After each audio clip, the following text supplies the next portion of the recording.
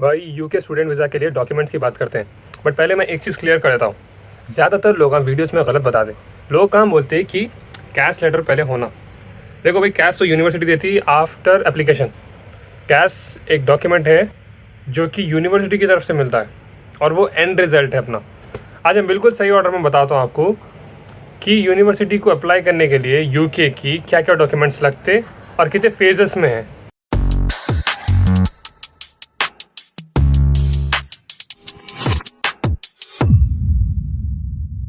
तो अगर मैं लॉजिकल ऑर्डर में अगर आपको बोलूँ कि आपको क्या क्या करना पड़ता डॉक्यूमेंट से रिलेटेड, तो पहला स्टेप आपको रहता है कि आपका पासपोर्ट चेक करो, एकेडमिक के ट्रांसक्रिप्ट्स और सर्टिफिकेट्स देखो, आईएलटीएस इंग्लिश प्रूफ जो भी रिक्वायर्ड है वो भी रेडी रखो, statement of purpose, letter of recommendations, ये आपका फर्स्ट स्टेप में आता। सेकंड स्टेप में आता एक्सेप्टेंस, जो भी है आपकी, अगर यूनिवर्सिटी कर ली तो ट्यूशन का डिपॉजिट भर दो, फिर आपका कैश इशू होता।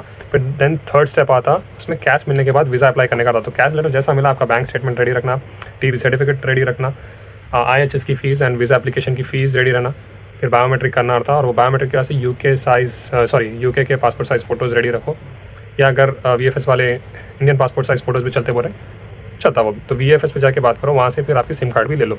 तो ये लॉजिकल ऑर्डर है, स्टेप 1, स्टेप 2, स्टेप 3। ठीक है, अब आगे मैं अच्छे से एक्सप्लेन करने वाला हूँ। बिना ऐनक के उतना खास नहीं दिख रहा नहीं। हाँ, ऐनक पहन के बनाई अच्छी दिख रही। तो फर्स्ट चीज़ है पासपोर्ट। आपका पासपोर्ट वैलिड रहना मेन चीज़। अगर आप कोर्स ड्यूरेशन 2 साल का ले रहे हैं और आपका पीएसडब्ल्यू 2 साल का रहता, तो बहरहाल आपको टोटल 4 साल रहना है यूके में। और अगर आपका पासपोर्ट वैलिड ही नहीं है तो वहाँ पे एक रिजेक्शन होने के चांसेस है। ठीक है, तो बेसिकली आप अपना पासपोर्ट की एक्सपायरी देखो। सेकंड पे आता आपके यूनिवर्सिटी के डॉक्यूमेंट्स, जो कि एकेडमी के बैचलर्स जो आप करें वहाँ के डॉक्यूमेंट्स आपके ट्रांसक्रिप्ट्स में कन्वर्ट कराना है। आपको यूनिवर्सिटी जाके ट्रांसक्रिप्ट लेना पड़ता, और अगर आप उसकी कॉपी बना रहे हैं ब्लैक एंड वाइट पे, तो अपने ही कॉलेज में जाके उसको अटेस्टेशन कराना होता, स्टैम्प मार के डायरेक्टर उनकी सिग्नेचर लेना होता। तीसरा है आईएलटीएस या इंग्लिश प्रोफिशिएंसी, जो मैं पहले बोला था आपको। ये यूनिवर्सिटी अप्लाई करने के लिए बहुत इंपॉर्टेंट है, क्योंकि थोड़े यूनिवर्सिटीज़ आईएलटीएस, थोड़े यूनिवर्सिटीज़ टोएफल, थोड़े जीआरई, जो भी इंग्लिश प्रोफिशिएंसी वो लोग एक्सेप्ट कर रहे हैं, आपको उसका एग्ज़ाम देना पड़ता। अगर आपकी डिग्री में आपकी इंग्लिश मार्क्स अगर अच्छे है तो वो लोग एवेल्यूएट करके देख के आपको टेस्ट नेसेसरी है या नहीं है आपको बोलते हो, जो कि कंडीशनल ऑफर लेटर में आता अगर नेसेसरी है। अगर आपको इंग्लिश रिक्वायरमेंट नहीं है तो वो लोग आपको अनकंडीशनल ऑफर लेटर दे देते हैं। अगर उनके दूसरे भी अगर रिक्वायरमेंट्स है तो कंडीशन देते हो। ठीक है, तो फिर नेक्स्ट टॉपिक आती है fourth, statement of purpose plus LOR, letter of recommendations. देखो भाई, एसओपी बेसिकली बहुत सिंपल बात है। आप क्यों आना चाह रहे हैं यहाँ पे, वो है मेन चीज़। तो आपका आप एक कोर्स कहीं कर रहे हैं, आप यूनिवर्सिटी ये कहीं को चुन रहे हैं, आपके फ्यूचर प्लान्स क्या है। और स्टेटमेंट ऑफ पर्पस में आपको फोकस ये कराना है कि मेरे रूट्स जो है, मेरा टाइप जो इंडिया में है बहुत स्ट्रांग है and I need to come back. आपको वापस आना ज़रूरी है। I have to come back so that I can run my family business, और I have my future goal in India, I have got future plan in India। जो भी है, आप वापस आने वाले हैं। You are not planning to stay in the UK, you are not planning to settle in UK, ये आपको बताना है। तो वो स्टेटमेंट ऑफ पर्पस से क्या होता है, एक जो भी आपका वीज़ा गो थ्रू करता, उन्हें आपका स्टेटमेंट ऑफ पर्पस चेक करके देखता है कि आप यहाँ बस तो नहीं जा रहे ना, आप यहाँ पे रह तो नहीं जा रहे ना, आप जाने वाले वापस, आप मेन गोल लेके आए स्टडीज़ के लिए, स्टडी कर लेके आप वापस जा रहे हैं, ये उन्हें देखना चाह रहा। और वैलिड रीज़न से आप आना चाह रहे हैं, मतलब इंजीनियरिंग कर रहे हैं आप, फिर मैं यहाँ पे फार्मा की फील्ड का एक मास्टर्स करूँगा बोल के, डिप्लोमा करूँगा बोल के आ रहे हैं, तो टोटली ऑपोजिट डायरेक्शन से। तो बोले वहाँ पे रिजेक्ट करता आपको, आपका मतलब स्टेटमेंट ऑफ पर्पस आपका वीक है। फिर उसके बाद में लेटर ऑफ रिकमेंडेशंस, आपके प्रोफेसर्स से आपका क्या बोलते हैं, आपका बिहेवियर, आपके स्टडीज़ के बारे में एक फीडबैक लेते हो ना बेसिकली। एंड वो लोग रिकमेंड करते हैं आपके प्रोफेसर्स की, ये स्टूडेंट को ले लो, हम लोग ये स्टूडेंट को जानते हैं, हमारे पास पढ़ा सो है इन्हें, इसका बिहेवियर अच्छा है, इन्हें पढ़ने में भी अच्छा है, तो जो भी फलाना ढिमकाना जो भी लोग लेटर में लिखना चाह रहे हैं। एलओआर के आपको सैम्पल्स मिल जाते हैं, हर यूनिवर्सिटी में अवेलेबल रहते हैं, हर कॉलेजेस में अवेलेबल रहते हैं। बस आपको जाना है, आपके एडमिनिस्ट्रेशन स्टाफ को जाके बोलना है कि आई नीड एलओआर, और दे देते हैं आपको एलओआर। अब आता फेज़ 2, ऑफ़र मिलने के बाद, जो कि है कैश से पहले, सर्टिफिकेट ऑफ एक्सेप्टेंस से पहले का है। यूनिवर्सिटी आपको ऑफर दे दी भाई, चलो बहुत बहुत मुबारक, कंग्रेचुलेट। लेकिन इसमें 2 टाइप रहते हैं, हमेशा याद रखो, 2, एक कंडीशनल ऑफर लेटर, एक अनकंडीशनल ऑफर लेटर। तो कंडीशनल ऑफर लेटर में वो लोग आपको कंडीशंस रखते हैं कि you'll have to go through English test, proficiency test, you'll have to pay certain tuition fee, certain amount to book your slot और book your seat. और बहुत सी चीज़ें हैं जैसा कि आपको ट्रांसक्रिप्ट सबमिट करो बोलते, PCCMM सबमिट करो बोलते, कंसोलिडेट मार्क्स मेमो, ऐसे वो लोग रिक्वायरमेंट्स रखते हैं आपको, और वो रिक्वायरमेंट को कंडीशनल ऑफर लेटर भेजते हो ना, उसमें 1 2 3 स्पेसिफाई कर देते हैं आपको कि इतने हम लोग कंडीशंस रखे, आप अगर वो कंडीशंस मीट कर दिए तो हम लोग आपको कैश देते बोलते। थोड़े यूनिवर्सिटीज़ अनकंडीशनल ऑफर लेटर देते सीधा सीधा, और ना उसमें एक छोटा मोटा ये करते कि 1000 पाउंड बुक कर दो, 1000 पाउंड पे कर दो डिपॉजिट, तो आपकी सीट हम लोग रिजर्व कर देते एंड आपको कैश इशू कर देते बोल के। तो वो टाइम आप जल्दी पे कर देना deposit and then you are good to go. आप कैश का अप्रूवल जो भी रहता उसके वेटिंग पीरियड में आते आप। अब नेक्स्ट आता TB टेस्ट। ये बहुत एक इम्पॉर्टेंट चीज़ है। तो official TB test visa application के टाइम पे सबमिट होती, ठीक है, यानी कैश के बाद, अगर कैश आने के बाद में जब आप वीज़ा एप्लीकेशन डालते वो टाइम पे आपको TB टेस्ट भी वो साथ में डाल देना पड़ता। लेकिन मैं ये रिकमेंड करूँगा कि आपको ऑफर लेटर आते कि नहीं कि TB टेस्ट आप बुक कर लेना, क्योंकि TB टेस्ट 6 महीने के वास्ते वैलिड रहता, और कुछ यूनिवर्सिटीज़ कैश देने से पहले, कैश इशू करने से पहले TB सर्टिफिकेट होना बोलते, और वो भी TB टेस्ट आप यहाँ से नहीं करा सकते। UKVI अप्रूव्ड क्लिनिक हैदराबाद में अगर गए तो सेंटर फॉर माइग्रेशन मेडिसिन बोल के एक है, CMM, लोगों को, बहुत से लोगों को मालूम है, अगर आप गूगल करें, बंजारा हिल से जुबली हिल साइड पे आता, वहाँ पे होता है। US UK कनाडा ऑस्ट्रेलिया जो भी है, और लोगों के जो भी टेस्ट रहते यहाँ पे टेस्ट करते, उसके बाद में उसके सर्टिफिकेट जो भी आता 1-2 दिन में, कभी रिजल्ट आता, कभी 1 हफ्ता लेता, वो रिजल्ट आपको उठा के रखना रहता सेफ। जब भी लोग पूछते आपको TB टेस्ट सबमिट करो, you have to submit it.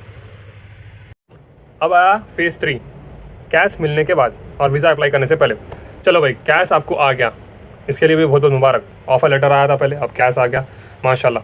Cash आने के बाद आपका मेन काम ये है कि आप अपनी डिटेल्स चेक करना, name, date of birth and course के बारे में जो भी डिटेल्स है अच्छे से चेक करो, क्योंकि अगर कुछ भी मिस्टेक्स है बाद में चेंज करने बहुत प्रॉब्लम होती। तो जब का जब चेंज करो एंड ईमेल भेजो यूनिवर्सिटी को कि ये मेरे को चेंज करना है, जस्ट बिकॉज मेरे पासपोर्ट पे ये नेम है एंड कैश पे भी ये नेम भेजो। नहीं तो आपको जब आप पासपोर्ट वगैरह लेके जब जाते हैं आप इमिग्रेशन पे, हीथ्रो एयरपोर्ट पे, वो टाइम बहुत प्रॉब्लम होती, यूनिवर्सिटी को कॉन्टैक्ट करना पड़ता, और वो कौन से टाइम पे आ रहे हैं आप, कौन सा दिन आ रहे हैं, ये बहुत मायने रखते हैं वो टाइम पे, बहुत झंझटा होता है भाई बेसिकली। अब नेक्स्ट आता बैंक स्टेटमेंट। ये सबसे ज़्यादा ट्रिकी पार्ट है, क्योंकि बहुत से लोग यहाँ पे फेल होते हैं एंड उन लोगों को वीज़ा रिजेक्शन मोस्टली ये जगह पे जाता, क्योंकि बैंक स्टेटमेंट आपको कैश मिलने के बाद वीज़ा एप्लीकेशन जब डालते वो टाइम पे सबमिट करना पड़ता, लेकिन प्लानिंग आपको कैश मिलने से पहले शुरू कर देना पड़ता, क्योंकि आप कन लंदन में रहने के पर मंथ जो 1300 पाउंड जो बोलते लोग, ऑफिशियली देखा गया तो भाई 1300 पाउंड पर मंथ लिविंग के 9 मंथ्स का बैकअप रख लेके आपको यहाँ पे आना था। ऊपर से जो भी ट्यूशन फीस भी बची हुई है वो भी आपके अकाउंट में रहना। तो 11,700 आपके 9 महीने का लिविंग एक्सपेंसेस हो रहा, वो और जो आपकी बची हुई ट्यूशन फीस है वो आपको अकाउंट में 28 डेज़ के ऊपर रख के बताना है। और एक दिन भी बैलेंस कम हुआ या इधर से उधर हुआ, सडनली बड़ा अमाउंट एक दिन में आया वैसा दिखा, तो स्टेटमेंट नहीं चलती, और वहाँ पे लोग जो वीज़ा आपका प्रोसेस कर रहे हैं वो लोग आपका वीज़ा रिजेक्ट कर देते। तो कैश मिलने से पहले 28 दिन का विंडो पीरियड रख लेके आपका मंथली एक्सपेंस, आपका रिमेनिंग ट्यूशन फीस, ये सब फॉर एग्जांपल 15 से 20 लाख जो भी हो रहा, 28 डेज़ का टाइम पीरियड आपके अकाउंट में रहना। उससे बढ़ के भी रहा बहुत अच्छी चीज़ है, लेकिन अगर उससे कम हुआ तो आप प्रॉब्लम में आते हैं। और बैंक स्टेटमेंट के बाद में आपका नेक्स्ट स्टेप आता visa application fees and IHS payment के बारे में, ठीक है। तो IHS पेमेंट हेल्थ इंश्योरेंस है, जो कि सिर्फ डॉक्टर की कंसल्टेशन फ़ीस है, आपके दवाइयों के पैसे नहीं है। आप कभी भी NHS में अगर अपॉइंटमेंट बुक कर रहे हैं तो आपको डॉक्टर फ्री में कंसल्टेशन करता, लेकिन मेडिसिन आपको पे करके देना पड़ता। बहुत से लोग कंफ्यूज रहते एंड फार्मेसीज़ पे आके हमने IHS फ़ी पे करी थी, ये हमारा मेडिसिन फ्री है बोलते, तो लोग वहाँ पे सिग्नेचर करा लेते हैं एंड उन लोगों को 100 पाउंड्स की पेनल्टी पड़ती है। 100 pounds is equal to 10,000 rupees, 10,000 के ऊपर अब नियरली 13,000 पकड़ लो आप। तो ये चीज़ याद रखो, जो IHS आप पे कर रहे हैं सिर्फ कंसल्टेशन चार्जेस है, और ब्लड टेस्ट वगैरह भी अगर आपको करना पड़ा वो लोग कर लेते फ्री में, लेकिन मेडिसिन आपको फ्री नहीं है, ठीक है। एंड वीज़ा फ़ी, हाँ सॉरी, मैं वीज़ा फ़ी के बारे में ही बोल रहा था। वीज़ा फ़ी 558 पाउंड्स है एंड IHS की फ़ीस, वीज़ा फ़ी तो आपको वन टाइम पे करना है, IHS की फ़ीस जो है 1035 पाउंड्स कुछ है, 1035, हाँ, पर ईयर की। तो अगर आप स्टूडेंट 2 साल का कोर्स ले रहे हैं तो आपको 2 साल के पैसे पे करना पड़ता, जो कि हो गए 2070। तो इंडिया में अगर INR में कन्वर्ट करें आप तो 2,60,000 के करीब जा रहा। अब उसके बाद में आता बायोमेट्रिक्स, ठीक है। तो सब डॉक्यूमेंट सबमिट हो गए, फ़ीस हो गई, बायोमेट्रिक अपॉइंटमेंट बुक करना पड़ता। कहाँ पे? VFS global. तो VFS ग्लोबल इंडिया में बहुत सारे सिटीज़ में है। वहाँ पे फिंगरप्रिंट्स, फ़ोटो, ओरिजिनल डॉक्यूमेंट्स लेके जाना पड़ता आपको, कॉपीज़ बिल्कुल नहीं लेके जाना, हर चीज़ ओरिजिनल लेके जाना। और वो आप जब बायोमेट्रिक वगैरह सब सबमिट करे थे, रफली 3 हफ्ते का टाइम, 3 से 4 हफ्ते का टाइम उसको पूरा प्रोसेस होने में लगता। तो टोटल टाइमलाइन जो है अप्लाई करने से वीज़ा मिलने तक आपको 2 से 3 महीने होते। तो अगर आप सितंबर इंटेक कर रहे हैं तो आप जनवरी फरवरी से स्टार्ट कर लो, बेहतर रहता, ज़्यादा स्ट्रेसफुल नहीं रहते आप। अगर आप मई में प्लान कर रहे हैं सितंबर में आने का, जून जुलाई अगस्त सितंबर 4 महीने में थोड़ा हो जाता प्रोसेस, लेकिन थोड़ा स्ट्रेसफुल रहता आपको। डॉक्यूमेंट्स इधर जाना, आपकी यूनिवर्सिटी को जाके ट्रांसक्रिप्ट निकालना, ये बुक करो वो बुक करो, पैसे सड़न इधर से करो, हर चीज़ के वास्ते पैसे लगते। TB टेस्ट बुक करने, VFS के वास्ते पैसा लगता, मतलब बायोमेट्रिक्स देने करने। और फिर वहाँ पे आप VFS पे से अपनी सिम कार्ड भी उठा ले सकते हैं, लिबारा लाई का कुछ भी उठा लो, आपको जो भी समझ में आ रहा। मैं तो लिबारा लिया था, अब तक भी लिबारा चल रहा। लोग बता रहे लिबारा कहीं को लिए भाई, नेटवर्क इशू नहीं आता। मेरे को तो इशू नहीं हुआ भाई, 4 साल से यूज़ कर रहा हूँ। कहीं कहीं जगह पे प्रॉब्लम्स है भाई, मेट्रोज़ में होती, मतलब अंडरग्राउंड में होती और जिम में होती कभी कभी, लेकिन मेरे को तो ऐसा लगता है हर सिम कार्ड में प्रॉब्लम है।